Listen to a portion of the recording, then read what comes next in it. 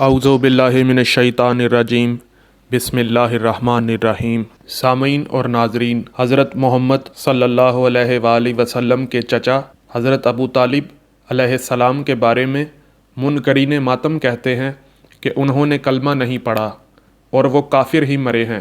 تو ان سے میرا سوال ہے کہ آپ کا نکاح کس نے پڑھا ہے؟ آپ کے والد کا نکاح کس نے پڑھا ہے؟ مولوی صاحب نے یا پنڈت نے، پادری نے یا گرو جی نے؟ مولوی نے پڑھا تھا نا، تو یہ پتہ کیجئے کہ جس نے آپ کو نکاح کرنا سکھایا ہے، جس نے آپ کو نکاح اور زنا میں فرق کرنا سکھایا ہے، اس رسول معظم صلی اللہ علیہ وآلہ وسلم کا نکاح کس نے پڑھایا تھا؟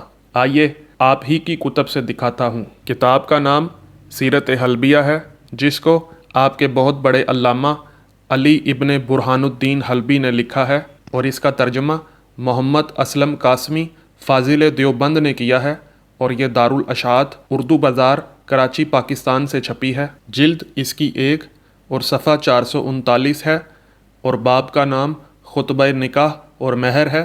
اس میں لکھا ہے کہ علامہ ابو الحسین بن فارس وغیرہ نے لکھا ہے کہ اس روز ابو طالب نے نکاح کا یہ خطبہ پڑھا تھا، یعنی رسول اکرم صلی اللہ علیہ وآلہ وسلم کا خطبہ نکاح حضرت ابو طالب نے پڑھا تھا، اور اس خطبے کے کلمات یہ تھے: تمام تعریفیں اس خدائے بزرگ و برتر کے لیے ہی سزاوار ہیں جس نے ہمیں ابراہیم علیہ السلام کی اولاد، اسماعیل علیہ السلام کی کھیتی، ماد کا خزانہ اور مضر کی اولاد کا عنصر یعنی اصل بنایا، اور جس نے ہمیں اپنے مقدس گھر کا خادم اور پاسبان بنایا، اور جس نے اپنے اس گھر کو ہمارے لیے حج کا مرکز بنایا، امین کا حرم بنایا، اور اس میں لوگوں کا حاکم بنایا، یعنی حرم کے نگہبان کی حیثیت سے قریش کو تمام دوسرے قبیلوں پر بلندی اور فضیلت دی۔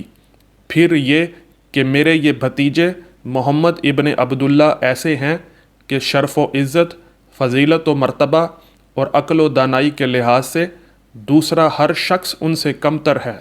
اگرچہ مال و دولت ان کے پاس نہیں ہے، لیکن حقیقت میں مال و دولت ایک چلتی پھرتی چھاؤں ہے، ایک ایسی چیز ہے جو انسان کی خوبیوں میں رکاوٹ بنتی ہے اور آنی جانی چیز ہے۔ ان کا مقام یہ ہے کہ بہت جلد آنے والے زمانے میں ایک عظیم خوشخبری اور زبردست خوشبختی ان کی راہ دیکھ رہی ہے۔ رضا و رغبت اور خوشی کے ساتھ آپ کی پاک باز خاتون حضرت ختیجہ سلام اللہ علیہا سے اپنا رشتہ کر دیا ہے، اور ان کے معجل اور موجل یعنی اس وقت اور آئندہ مہر میں 12 اوقیہ اور 1 نش خرچ کر رہے ہیں۔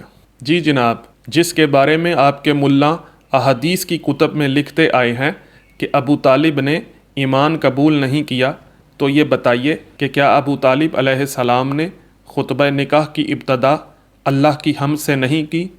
کیا انہوں نے اللہ کے گھر کے متولی اور پاسبان و محافظ ہونے پر اللہ کا شکر ادا نہیں کیا؟ اور کیا ابو طالب نے یہ نہیں فرمایا کہ حمد ہے اس اللہ کی جس نے اپنے گھر کو ہمارے لیے حج کا مرکز بنایا؟ کیا کافر بھی حج کیا کرتے ہیں؟ اور کیا کافر بھی یہ عقیدہ رکھتے ہیں کہ نبی معظم صلی اللہ علیہ وآلہ وسلم شرف و عزت، فضیلت و مرتبہ اور عقل و دانائی کے لحاظ سے دنیا میں سب سے افضل ہیں اور تمام لوگ ان سے کمتر ہیں؟ کیا کبھی کوئی کافر بھی اللہ کے گھر کے متولی اور محافظ ہونے پر شکر گزار ہوا ہے؟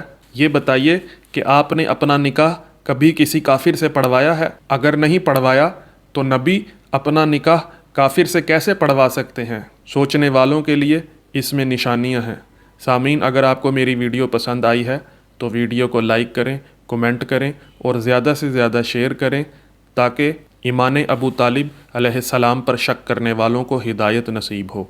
السلام علیکم ورحمۃ اللہ وبرکاتہ۔